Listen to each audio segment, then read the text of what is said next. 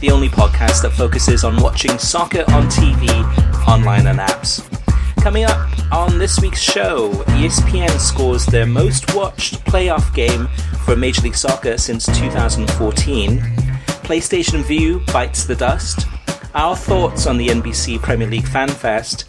Could the Bundesliga benefit from Disney Plus? And of course, we have letters from you, the listeners, in our mailbag section. My name is Christopher Harris, and I am joined by my co-host Kartik Krishnaiyer. Kartik, since this last podcast that we did last week, it's been an eventful weekend, or basically 7 days of football watching. Lots of highs, not a lot of lows. My match of the week from this past week, it's a toss-up. It's a toss-up between Liverpool and Spurs, which to me is one of the best Premier League matches I've watched in a long, long time. From start to finish, it was full-on entertaining. It was non-stop, and there didn't seem to be any down moments in that match. It was just a joy to watch. It reminded me of old classic Premier League matches that I'd be watching on, I don't know, Fox Sports World back in the 2000s, late at night. It was a really good game. The other match that I would say is a toss-up between that and this one is LAFC against LA Galaxy. And we talked about this one on last week's podcast. I think I mentioned something, just kind of saying it's going to be a 4-4 or something like that. Little did I know it ended up being a 5-3 game. Defending was pretty bad on both sides. It was actually very bad on both sides. But as with Major League Soccer, sometimes, they don't seem to care too much about defending. Similar to the Premier League in many ways, though, too. But it was a really, really entertaining game with a fantastic atmosphere. And that's something that, with Major League Soccer, we're missing out usually. But this atmosphere at the LAFC can rival some of the best teams in England or Germany. It was that good. And I really enjoyed watching the game. It was a joy to watch. What about you, Kartik?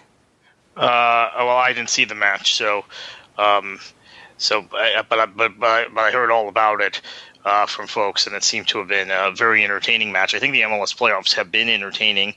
That's a reflection of a league that has a salary cap and puts all its money into attacking players, right? So there is a huge gap between the level of attacker and the level of defender in MLS, and it's something that's been growing through a number of years. Mm-hmm. But that's the reality, is that that there are entertaining matches, and I say this over and over again. I'm actually saying this again in a there's a website that's doing an interview with me this week, giving people a little bit of a preview that Americans constantly confuse quality for entertainment. So MLS, very entertaining. I don't know that the quality is that high, and I made that for those of you who say I'm piling on MLS. I say that about the Premier League all the time. Mm-hmm. If you want to be selective in what you hear or what you read, that I say that about the Premier League, that a lot of American fans of the Premier League confuse high scoring matches with being with quality, whereas give me the 1-0 Serie A game sometimes. I think that's more quality.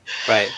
It's interesting though too, Kartik, because with this match, 5-3, it could end up being the most exciting game of the whole MLS Cup playoffs or final this year, and it could end up being what could have been a great final. And that's the thing with Major League Soccer in terms of you have the Western Conference and you have the Eastern Conference, and especially this season with the Eastern Conference teams not being that strong. This would have been a great final to have. Two teams from the Western Conference in the final. Instead, we're recording this podcast before we know the results of a lot of these Major League Soccer games in terms of the next round of playoffs. But that'd be great. The other thing, too, about this match was that Major League Soccer prides itself upon portraying a squeaky clean image. But there were two incidents in this match towards the very end that I thought were great. These are talkative moments. These are water cooler moments. These are things that after the game, if you're in a bar or the next day at work, you'd say, hey, oh my gosh, did you see what happened last night? The first one was Sebastian Salazar from ESPN, fantastic interviewer, and post-match asking Bob Bradley about Carlos Vela, asking him whether or not he rises for those big games. And Bob Bradley returned with a get lost. and he stormed off, and he turned around, and he said, "Get lost," again and again. And it was a really heated moment, and it's great to watch and see that, because oftentimes things are so scripted with media training and so blah interviews, but this one was a really great question by Sebastian. I thought a thought-provoking question that elicited a really emotional response. That was great television. And the second thing was Zlatan walking off the field and getting abused by LAFC fans, and just Zlatan in his own way, just grabbing his crotch and just sending a message to the LAFC supporters. But that, to me, is something that the Premier League... it's almost like a soap opera. The things that happen off the pitch in the Premier League sometimes are more exciting than what happens on the pitch sometimes. It's not always that case, but that's part of the charisma and part of the attachment that a lot of people have to the Premier League, are those things that happen off the pitch, whether it's a scandal or with the Championship, which is a different division, of course, but Spygate or things like that, where it's like, oh my gosh, there's so much on the line that these things happen. People lose their minds sometimes and do crazy things. But all in all, it was a good week for Major League Soccer. We'll get into the TV ratings a little bit later. But I am concerned that this might have been a great final, and beyond this, it might be pretty stale, and we might see a LAFC Atlanta final, and it's going to be pretty boring until the final, and then we'll see what happens. Yeah, I think that, this also, I hope, can help defeat the narrative that has been floated by a lot of haters of MLS and U.S. soccer, that somehow Bob Bradley and Bruce Arena are company men. Because they're not. Yeah. Those people who say Arena is like an MLS shill and a U.S. soccer shill have no idea the things he said through the years about Major League Soccer as an employee and a coach in Major League Soccer. And same thing for Bob Bradley. Jurgen Klinsmann gets a lot of credit from the anti-MLS crowd for being a critic of MLS and U.S. soccer, which I think he was when he wanted to be, he made some very valid criticisms, but I think he did a lot of it strategically in order to take the pressure off of himself. I will tell you, just from my own reporting, nobody internally in the last 15 years in U.S. soccer has been more critical and pushed for more changes internally than Bob Bradley. So I'm glad the public that has adopted this narrative of him, or the anti whatever public, saw that he can get really animated and defensive of his player in Carlos Vela, and not read from the MLS script in that case. I thought it was great. I also thought Seb Salazar, as always, was fantastic. When I said I didn't see the match, I did see that. And I saw Zlatan also. Of course, I saw those clips. So yeah, which goes to show, Kartik, even if you missed the match, those moments are viral and are posted on social media, and those are sometimes the talking points more so than the goals themselves. Yeah, and I think that's something that MLS maybe will learn from going forward, that this was the most talked about MLS match in some time. Now, I think it's important as we get into this week to see if this momentum continues. Obviously, having Seattle and LAFC, which is already turning into a little bit of a rivalry in one of the matches, is good. Again, we're recording this before these matches are played. Toronto and Atlanta have been superior clubs lately, but is there going to be the kind of widespread interest and people talking about this stuff outside of the MLS bubble? Let's see. I'm hopeful, but I'm not confident. So speaking of widespread interest, Kartik, this past weekend, I was listening to a radio commentary because I was driving. I was driving from Jacksonville to Tampa, and it was on a Saturday afternoon, and I thought, okay, let me turn on Talk Sport and listen to the Premier League coverage that they have, which is actually a good service, because even if you are driving or you can't be in front of the TV screen, Talk Sport does a good job of providing commentary. The bad news is the commentary is not that good. But the access, which is true, the access to that commentary is fantastic. I mean, just as one example in this commentary of this match, and it's definitely B-level or C-level commentators. One of the commentators, whoever it was, called Christian Pulisic America's greatest export since Coca-Cola, which some of this stuff you just have to laugh at. The other interesting thing I thought too is that there are definitely the commentators, they do a great job in terms of Premier League Live, encouraging people to tweet in messages or send in questions or let the radio commentators know where you're watching this match and what's happening in your life. And that, actually in this match too, the commentators gravitate a lot to the American audience, so that they know that those commentaries are going. I'm not sure how many countries around the world, but a lot of it is very US focused. A lot of the people sending in tweets and messages are from the US, and I'm sure TalkSport knows how popular the Premier League is in the United States. But it was kind of funny listening to that, and then the commentary was really bad, but still, in terms of being able to listen and hear Pulisic scoring the hat-trick, which is fantastic news. This is exactly what we wanted and needed him to be doing, is to, when in that pressure cooker situation, is you have to play week in, week out as best as you can. The competition level is immense, and this will hopefully improve Pulisic's game in the long run, rather than playing in some leagues where he's the first person on the team sheet. But that was my experience with watching Burnley against Chelsea. I didn't watch it, listened to it.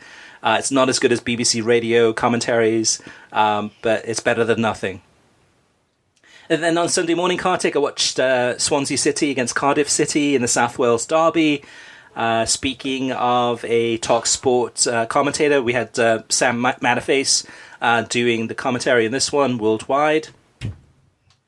And in this match, Kartik, of course, for those listeners who don't know, Swansea City won this one 1-0.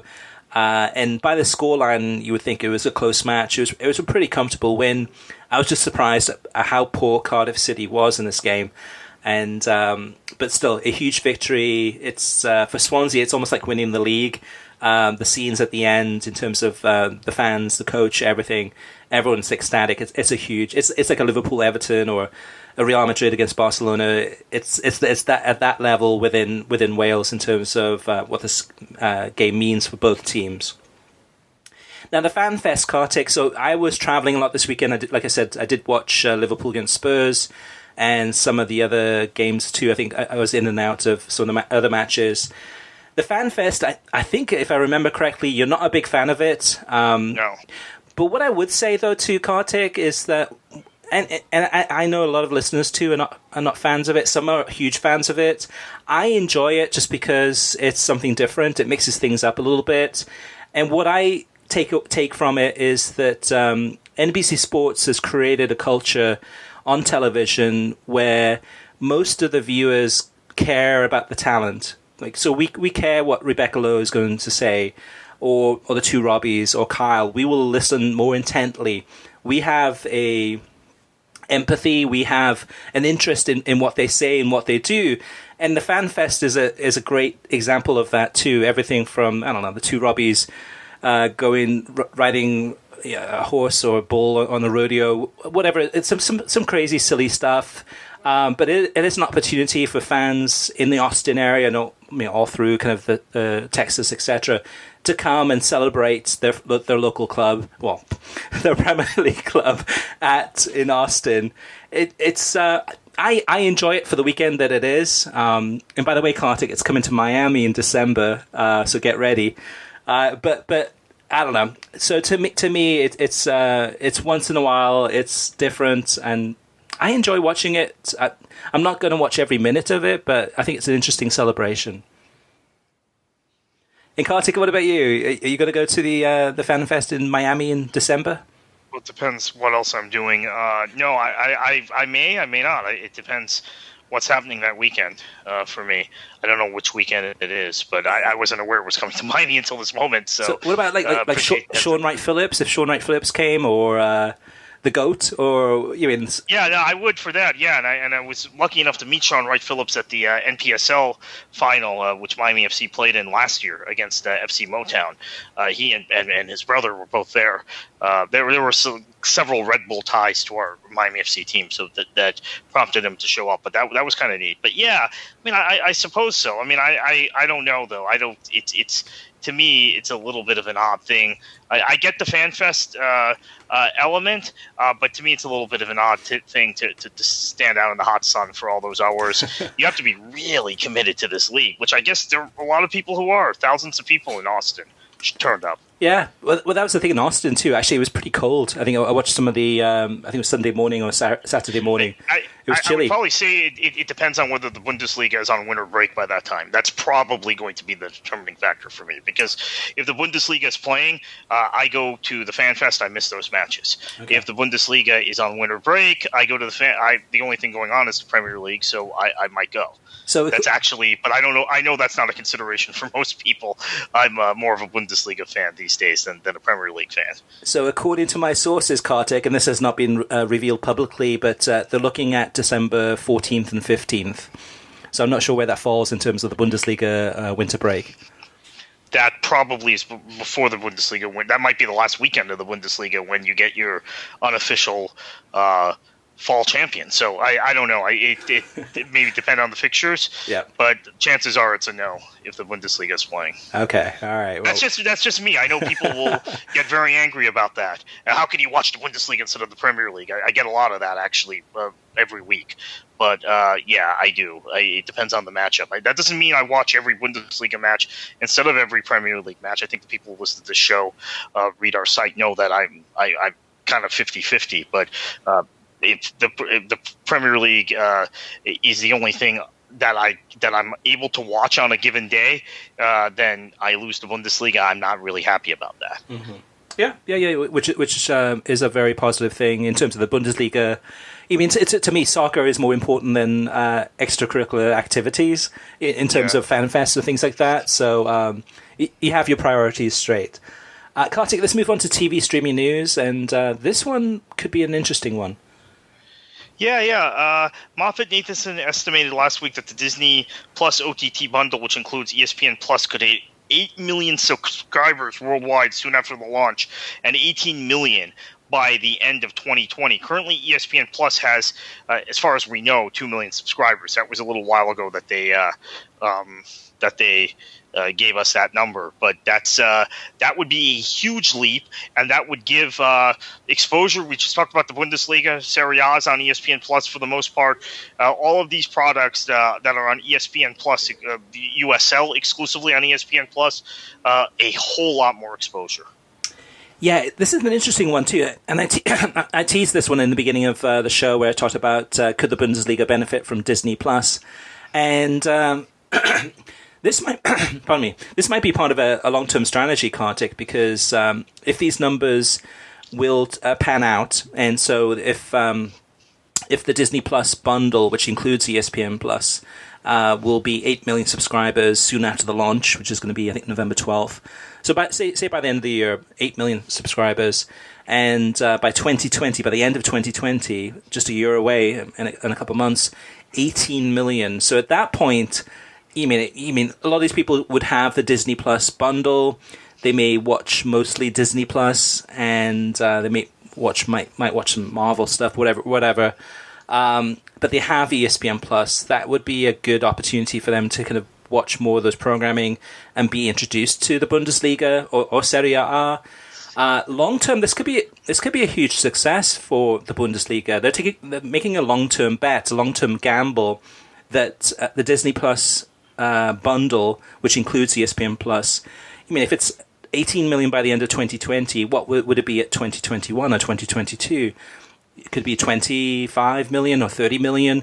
Now you're entering numbers that are far greater than beIN Sports, far greater than a lot of TV channels. And as the number of TV subscribers decreases in terms of cable and satellite, this could be the future. So it could be that the Bundesliga have made a bet on the future, saying that the streaming is the way to go. And by partnering with not only with ESPN, but also with Disney, this gives them huge opportunities to introduce the league to a whole brand new audience. It could work. We'll have to wait and see. Now, next up, Kartik, is that, and actually this is breaking news. as of Tuesday. So by the time most listeners are hearing this, they might have already heard about this news. But Sony has decided to go ahead and shut down PlayStation Vue, which is their streaming service. The last day that it's going to be running is January 30th, 2020. So just a couple months away. Sony was trying to find a buyer to basically kind of bail out PlayStation Vue or buy out PlayStation Vue. They were unable to find a buyer. Now the rumors are that Fubo TV might be interested in trying to acquire the customers.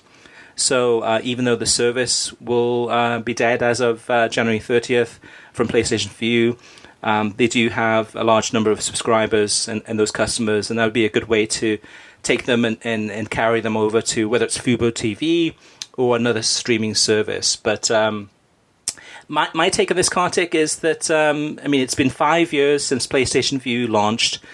For most of those 5 years, PlayStation Vue was the best streaming service out there. It was expensive, yes, but it had almost every single channel for a large part of the time. And it had multi-view, so you could watch many different programs at the same time. It had a great DVR. The biggest issue it had was its name. When you mentioned PlayStation Vue, people would say, I don't have a PlayStation, I have an Xbox, or I don't have a video game system. And the reality is that you didn't need to have a PlayStation Vue. All you needed was a Roku or a Chromecast or a laptop or a phone or anything, basically, to run a PlayStation Vue. But Sony stubbornly refused to change the name. A lot of people were saying, and the customers saying, change the name to Sony Vue. Just take out the word PlayStation. It confuses people. Yes, you can play PlayStation Vue on a PlayStation, but you can also play it on different devices too. And ultimately, I believe that was the main reason that PlayStation Vue did not succeed in a competitive marketplace where the name itself is confusing. That's the first stumbling block. That's the first thing that people kind of run into. And for most of the people, I think most people would say, nah, I'm not interested. I want to get Sling TV, which is a name that doesn't really mean anything. Or I want to get YouTube TV. And that can be a little bit confusing too. But PlayStation Vue, as of January 30th, is no more. And I'm sad to see it go because it was actually a very good service. And Kartik, last but not least, more news about DAZN. Yeah, who have been advertising like crazy of late. DAZN seeks to raise at least $500 million for expansion and a rights push. They are making every effort now to acquire new properties and to promote the properties they have. It's difficult to watch television without seeing a DAZN ad these days. So they're really pushing, and we knew they were serious when they launched, but now let's see if they can actually translate that into some rights beyond what they have in the U.S. market. Obviously, in some overseas markets, they picked up some more lucrative things than they have here. Yeah, and this trying to raise another $500 million to go ahead and get more rights. It's a gamble because there's no guarantee that DAZN's business model is going to work or is working. What they focus on so far, they focused on mostly annual subscriptions. So if you want to get UFC or if you want to get MMA, a lot of the subscription packages are annual, or they have some. The cheapest one they have is I think $20 a month. They have no free trials available, so it is a very much now for those MMA and UFC and kind of the fighting types of sports. That may work really well. It's basically a replacement for pay-per-view. Now, for soccer and other sports, and we know that they're interested in the NFL, there's no guarantee that that's going to work in the United States, especially with such a competitive marketplace. And we just saw that PlayStation Vue is going out of business. So it's a risky gamble. I mean, $500 million, trying to raise that amount of funds. Obviously, they're enthusiastic that they can make it happen. There's a lot of executives at DAZN. Actually, the two top executives. One is John Skipper, the former head of ESPN. And then the other one is Jamie Horowitz, who's from Fox Sports. He's the guy that changed FS1 into All Talk and tried to copy the ESPN model. And largely, you could say that largely that failed for the most part in terms of it wasn't the success that they thought it would be. but those guys are at DAZN, so maybe they'll make that a success or not. We'll see. TV ratings, Kartik. And actually, we didn't mention this one yet, so let's talk about this one too. We skipped over it. North Carolina Courage against Chicago Red Stars, the NWSL final. What was the game like? What was the coverage like? And let's talk about the viewership number too.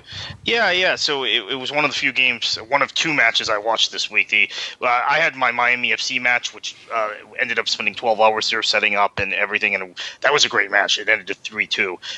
But those of you that aren't on my Cujo probably did not see that match. But I watched this match, and I watched the Schalke Dortmund match earlier on Saturday. This match, the coverage was really good from ESPN. So it was Jen Hildreth, Ali Wagner in the booth. They had two on-pitch reporters. They had a really good halftime presentation. They talked to Amanda Duffy, the NWSL president, and had some really good discussions about the league, Louisville expansion, etc. It felt a little propaganda-ish. I wouldn't deny that, but the match was good. Very, very good. Focused on shutting down Sam Kerr, and there was a lot of conversation that they picked up from the coaches and had a lot of discussion on how North Carolina tactically was trying to shut down Sam Kerr and what they were doing going forward, and how Sam Mewis's role, how important that was. So a lot of tactical discussion. Of course, Jen Hildreth and Ali Wagner are both people we like a lot in their calls of this sport. So no surprise, they were very, very good as a pair, and they've done some games throughout the NWSL playoffs together. They used to do the Lifetime games together also. So they have a good pairing. I was really happy with the coverage. I love the match. North Carolina has won another title, so that's 3 successive years, or 4 successive years if you include their former incarnation as Western New York, that they've been in the final, and they've won 3 of those. So certainly a dominant team, and I think this is an important thing for fans to understand, Chris. So many of their key players are not critical members of the U.S. women's national team. So Lynn Williams is a star for them. She seems to never get called into the national team. Jaylene Hinkle's been controversial, so she's not in the national team. Sam Mewis, of course, now stood out in the World Cup, but prior to that was kind of on the fringe, in and out of the team. And then Jessica McDonald is someone that got called in for the World Cup, but has generally not been a key player for the national team. It didn't play much this summer. So it's a team that's maybe punching above their weight in the minds of a lot of people, but they've been right there for 4 successive years in the final. So hats off to them, and great coverage from ESPN. Oh, and by the way, this was on ESPN, not on ESPN2. That was also very surprising to me. Yeah, and actually the viewing number, in terms of what social media said, I think they were kind of down on this number. But to me, actually, I'm up on this number. It was 166,000 people that tuned into this. Yes, it's not U.S. women's national team numbers by any means, but it's greater than what the NYCFC Toronto game was last week on FS1, the playoff. It's almost as great as the Seattle against Real Salt Lake game. It was just 3,000 people more. Last week also another playoff game. So for a league that's still finding its feet, NWSL compared to MLS, which has been around a long time, I think that's a decent number. There's something to basically build upon, and who knows, maybe next season there'll be more coverage, maybe on ESPN Plus and other places. But it's positive to me. In terms of some of the other numbers that we saw from this past week. The LAFC LA Galaxy one, that's really the one that stands out for me, and that was it was a game, and this is typical Major League Soccer. It's not their fault, but it's frustrating. Is that the game was advertised on ESPN? Tune into ESPN, and the game is not on. It's college football, so you have to tune into ESPN2 to watch it, and then for about 30 minutes of the game, it was on ESPN2, and then suddenly. It goes to a commercial. I'm like, what the heck just happened there? And then so I figured out, okay, it's switched now to ESPN. So go to ESPN and it's there, and I watched the rest of the game, and I enjoyed it. So the number for ESPN, ESPN2, and ESPN Deportes, the combined number, the viewing average was 871,000. It's the most watched MLS Cup playoff on ESPN since 2014. It's the most watched Major League Soccer game ever in Spanish language on ESPN Deportes. Some great numbers. And again, too, to me, this is the type of match I'd love to see more of. If Major League Soccer could have more of these types of games, I think that would draw in even the hardcore audience to Major League Soccer. Hopefully this is not a rarity, but anyway, I enjoyed that one. The biggest number of the week that I've seen so far is Liverpool against Spurs on NBC, and this one had 915,000 viewers on NBC. We're still waiting for the Telemundo number. Okay, so moving on to listener mailbag. First up is Curtis Williams, and Curtis says, I have been a fan of Liga MX since Apertura 2001 on Univision, and Sunday after Sunday I've become an informed fan of the league, with Pumas, Chivas, and Santos being my favorite teams. I often wonder, however, how the matches would sound in English. That would depend on whom the broadcasters are, of course. ESPN2 tried that in the mid-2000s, but with little success due to the presenters' lack of Liga MX knowledge. Now it's been FS1 and FS2's turn at the wheel for the past 2 seasons, and I believe their coverage has improved because of one man, Adrian Garcia Marquez. His passion for the game and Liga MX expertise helps elevate the broadcasts to the viewers, along with analysts such as Rodolfo Landeros, Kobe Jones, and Mariano Trujillo. It doesn't hurt to have teams such as Cholos, Santos Laguna, Club America, and Chivas each having written content online, or in Chivas' case, broadcast home matches in English. So yes, I am hooked on Liga MX. And Curtis, this is some great feedback and great input, because I try to watch Liga MX as much as I can, and with kids and soccer practices and getting up early sometimes to go to my daughter's soccer game. Oftentimes the games are on late, even later than Major League Soccer, so oftentimes I don't get to watch as much as I can. Some great feedback here too in terms of Fox's coverage, because even though the coverage has improved, they're not advertising it. There's no promos. If you ask 10 soccer fans in the United States at random, I think probably 9 of them would have no idea that Fox is even broadcasting Liga MX games in English for 3 of the clubs. So I think even going back to ESPN, and you mentioned ESPN2 tried it in the mid-2000s, and yes, the presenters didn't know Liga MX as much, but again, ESPN2 didn't promote it or advertise it either. So I think that's part of the issue. What's your take, Kartik? Yeah, I think that's part of the issue, that they didn't promote it that much. I think another part of the issue is that the clubs that are on on Fox aren't necessarily the most popular clubs. Now, although Zolos does have a following in the U.S., right? Yeah. Because there are a lot of American players, and obviously they're right across the border. So there's a lot of interest in that club, but there hasn't been as much promotion of it. I think there's just the culture of not necessarily watching those matches in English, not expecting those matches to be on in English, because there's more knowledge of Liga MX, I think, now among English language dominant soccer fans in the U.S. than there's ever been in the past. Yep. But it used to be seen as a very ethnic thing to do, to watch that league. But I don't know. I think as time goes on, maybe it will catch on, but there's just not the culture of people watching it in English. Yeah, and I honestly think that even the bare necessities Fox and Liga MX are not doing in terms of just trying to do, having a TV schedule, or letting people know ahead of time, a press release which doesn't cost you anything. Letting the media know that, okay, here's the schedule for the upcoming 2 or 3 weeks, and here's which game is going to be on which channels, and those types of things. That's not even happening. The only way I find out about Liga MX games on US television, on Fox in English, is when the commentator tweets out something, and he might say, hey, I'm doing a broadcast tonight at 10 o'clock on FS2. I'm like, oh, I had no idea that game was even going to be on. And to me, that's the bare necessity. At first, just let people know it exists, and slowly but surely they will gravitate towards it. And then if you want to add to that and grow the game, or grow the league or the coverage, you need to advertise and get in fans' faces. Dan McCurry says, I know people harp on this constantly, but why can't US and Major League Soccer matches start at the advertised time, I skip the meaningless MLS group stage regular season and only tune in for the playoffs, only to find when I tune in that we are 20 minutes from kickoff.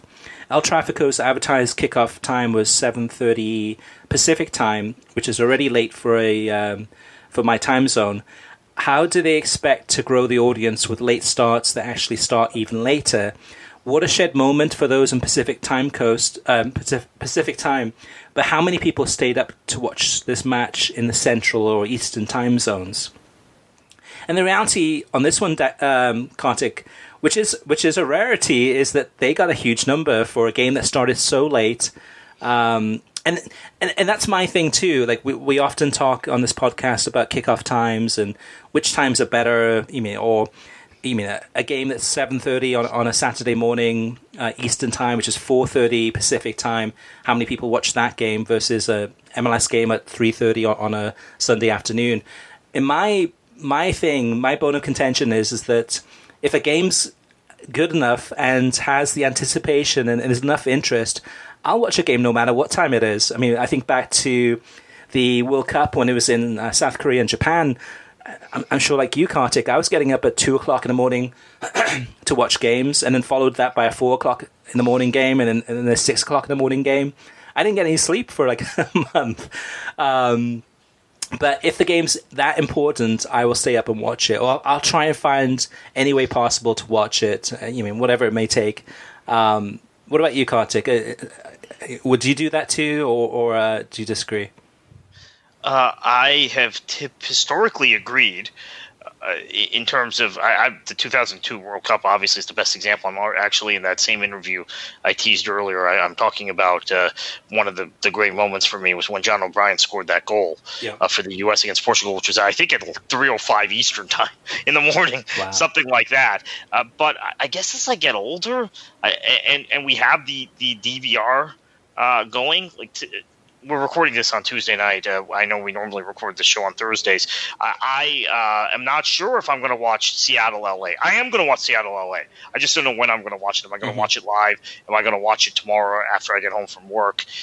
It's going to be one or the other. But there's no guarantee I'll watch it live now, which 10 years ago I would have. I would have just stayed up and sucked it up. So I think the DVR changes a lot of that for us. Yeah, and it is very much a DVR culture these days, more so than ever, in terms of being able to time shift. And you could watch this game tomorrow morning and not know what the score is and try to, just to block that out, or know what the score is and watch it or rewatch it. Lots of different options.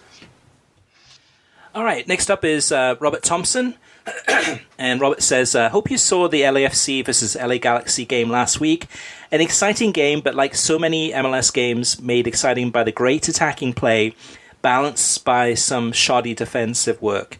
Maybe after the season, you and Kartik can address the future of Major League Soccer. That is some of what will hopefully be in my email here when it gets written. Team budgets are often spent on player makers, goal scorers. There are very few defensive designated players. There is not enough money to cover 11 top-notch players, at least until they start getting more young players from their academies. And the thing about this, Kartik, too, is that while I agree with Robert, and I'm sure you do too, and we've talked about this before too, about that it'd be great to get some world-class defenders or some really decent defenders in the league to really make things a little bit more interesting in terms of matches rather than just goal fests at times. There's nothing against goals, but the other thing about this too is that one of the main reasons I watched this game, the LA Galaxy game, was because of one person, and that's Zlatan. Because I want to see what he's going to do next. I have no idea how he's going to play this game. Before I watched it, is he going to be the talking point of this game? Is he going to do something amazing? Is he going to karate kick a guy in the head, or what is he going to do? And it's that sense of not knowing, not one individual not knowing what he's going to do. With Zlatan, if he does leave the league, which a lot of people say that this is it for LA Galaxy and Major League Soccer, he's going to Europe or wherever. I think that's a big loss, and more so than, say, a Wayne Rooney, more so than a Steven Gerrard, than a Frank Lampard. You go down the list, there's so many different players from overseas.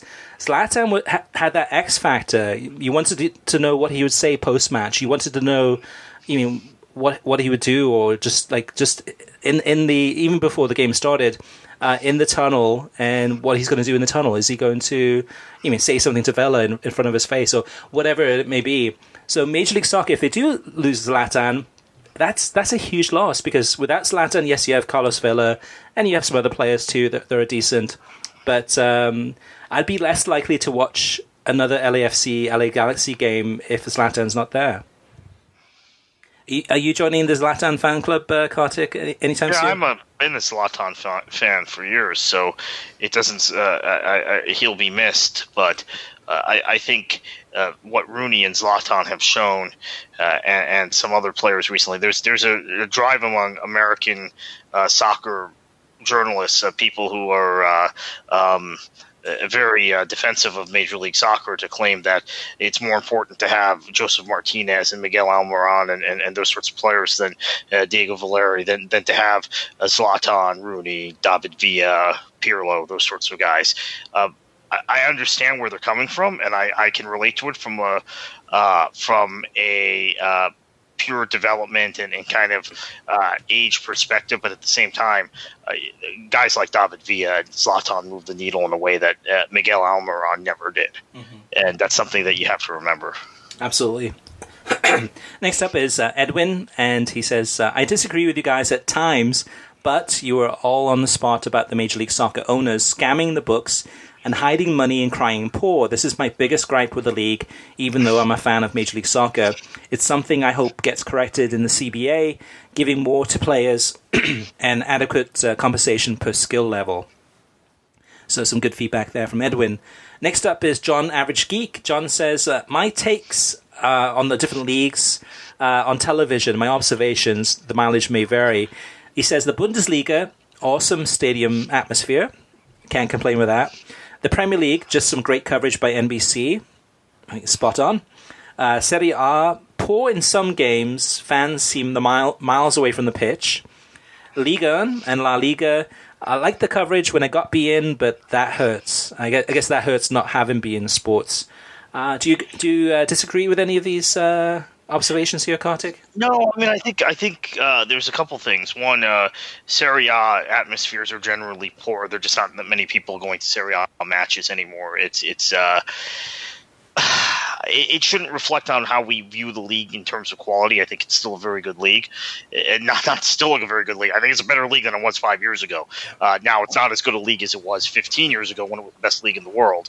But it had dropped, in my estimation. I would say 5 years ago, Liga 1 was probably better than Serie A. I know people don't necessarily agree with that. I thought it slipped to the fifth best league in Europe. I'd say it's at worst fourth right now, maybe third. But the atmospheres are terrible there. There's violence at games. There's just a lot of things that are wrong with the league. So the attendances have dropped in Serie A, and there's also the issue of a lot of the stadiums being municipal facilities, much like the era when we had multi-purpose stadiums in the U.S. So that's just a little clarification on that. I agree with everything. Bundesliga, I think, has the best supporters, best fan atmospheres in the sport. There are a lot of good South American atmospheres too, but at least in Europe, Bundesliga is the best as far as I'm concerned. Premier League obviously is the best covered in terms of the way the media covers it. And then I think La Liga, to me, is still probably the best league in the world, technically, but it's tough for a lot of people in this country to appreciate it because beIN it's not going to change, right? I mean, I've just had this conversation with someone today. Yeah. The reality is that beIN is not getting back on those cable systems. So the hope is that as more people cut the cord, they go to services like Fubo or Sling where you get beIN. That's really the hope for La Liga at this point. The strange thing about beIN Sports, though, too, Kartik, is that you could argue that La Liga and beIN Sports have more visibility and more accessibility than Serie A. Even though, Serie A, in a lot of people's minds, I think Serie A people would say, like, yeah, well, the Italian league is bigger than La Liga. But we have no numbers to show for that because ESPN Plus is not sharing any of the data in terms of how many people are actually watching those matches. With La Liga and beIN Sports, we know on the English side how many viewers are watching those games, and sometimes on the Spanish side we'll know those numbers too. But it could be that it's more of a almost like a PR issue, kind of in terms of beIN Sports, is that the narrative is that, well, the reality is that not being on DirecTV and not being on Comcast hurts beIN Sports big time. But at the same time, I mean, ESPN Plus is not on DirecTV. ESPN Plus is not on Comcast. And so in some ways, I mean, the narrative is, I mean, there's been very little bad press about Serie A in terms of their accessibility and availability of those games. But you could argue that beIN Sports has better access and distribution than La Liga does. But again, we don't know because we don't have those ESPN Plus numbers to compare it against. Well, that's true, but I think the general impression is La Liga is in a worse place than the Bundesliga or Serie A in terms of visibility in the U.S. because of this. But you might be right. The way you just explained it, I have to think about it, because I was actually going to try and refute your point on that and say, well, Serie A is on ESPN, so and all the matches are on ESPN Plus, and you can get the matches easily. But you're right. I mean, we just went through the numbers for ESPN Plus earlier in this show. In theory, there are more people between the cable systems that carry beIN and the streaming services that carry beIN that subscribe to those. Mm-hmm. So that is a very good point. Yeah, there's a stigma about beIN Sports. I mean, you mention beIN Sports to any soccer fan, and they'll say like, "Oh, yeah, nobody has that channel." Well, the reality is that a lot of people have that channel. It's just not through DirecTV or Comcast. Outside of that, it's pretty much readily available. And of course, ESPN Plus with that low price point of $4.95 a month, it doesn't. It doesn't hurt at that price point. It does make it. People are not going to complain about that for the most part. Although I do get lots of complaints about it. Anyway, just wanted to throw that out there. It'll be interesting to get the listeners' viewpoints on that one too, in terms of what they think about beIN Sports, and if there is a stigma and really kind of a bad PR about it, where beIN Sports hasn't really addressed that issue that people believe that the league is not available or that channel is not available. The reality that it is, but just have to get that word out there. Last but not least on the listener mailbag, it's from Martin Mulcahy. And Martin says, FS1 showing NASCAR truck racing qualifying instead of one of the world's greatest derbies in Dortmund against Schalke is why I am so happy they lost the Bundesliga to ESPN Plus. Stupid decisions like this puts potential fans off as well. Now, Kartik, you watched this game, right? But yeah, I watched this game, and actually I had to run out the door the second it ended. There was no post-game coverage because it was on FS2 because I had to get to our stadium by noon to set up for our 7 o'clock game. This is another tough one because based on what you just said, Chris, I'm now thinking, well, yeah, next year this match will be on ESPN Plus. There's less accessibility to ESPN Plus than to FS2, right? Right? Yes, I would have preferred this match be on FS1 with the studio coverage. Kate Abdo, Alexi Lalas, Ian Joy, whoever else would have been involved, Stu Holden, obviously Costigan calling the match. But I'm not sure. Not sure ESPN Plus is going to be an upgrade. I got a lot of backlash when I said that on the podcast a couple of weeks ago, the day the deal was formally announced. I still stand by that. Look, and this might change my viewing habits. I might watch more Premier League. I said I have a 50-50 ratio watching Premier League to Bundesliga these last 2 seasons. It might be back to like 80-20 next year because I have to say, there were a lot of times, and you mentioned the Cardiff-Swansea match, which was a 7 a.m. match on Sunday. I wanted to get up to watch that, but like I said, I had my Miami FC game the previous night. By the time I got out of the stadium and press conference and everything, it was 11. So I slept through that match. But there were a lot of times, priorities, Kartik. Come on, Chris. There are a lot of times that at 10 a.m. I've circled the championship match I want to watch, 10 a.m. Eastern time. Yeah. That is on ESPN Plus. When those matches used to be on BN, sometimes I would watch them instead of the Bundesliga or Premier League. There are so many times already this season in the first 12, 13 weeks of the championship season where I've circled a 10 o'clock match. I think once or twice I've watched it, but generally I've said, okay, I'm just staying on my TV and I'm going to watch either the Premier League or the Bundesliga. And like I said, it's usually 50-50 ratio, which one I pick. But that is already proven, even though I might have the best of intentions going into the weekend saying, hey, I see Leeds is playing Leeds is playing Cardiff. I want to watch this match. To not watch it because it's on ESPN Plus. So next season, when the Bundesliga is on ESPN Plus, now if it's Schalke Dortmund, I agree, it's one of the best derbies in the world. I probably will watch that. But if it's Eintracht against Mönchengladbach, might be a match for the top four. I might not watch it because of the physical difference for me, who is not a cord cutter yet, to switch to ESPN Plus from my cable system, or to switch off of what's on my television and go to ESPN Plus. So I'm not convinced by this Bundesliga move yet. I realize I'm in the minority. Actually, I'm not sure I'm in the minority. I'm in the vocal. There's a vocal majority of people who are excited on social media about the move away from Fox, which I think is as much as about being anti-Fox as being practical. But I do think there are a lot of Bundesliga fans like myself who are thinking, we get so many matches. We're going to get more matches in a given weekend on Fox networks. On television, then we're going to get the entire season next year on linear television. So, sorry I've gotten all fired up about this, but I'm still not convinced this is the right move for the Bundesliga, and I kind of wish they hadn't made it. But we'll see. Maybe a year from now will feel very differently.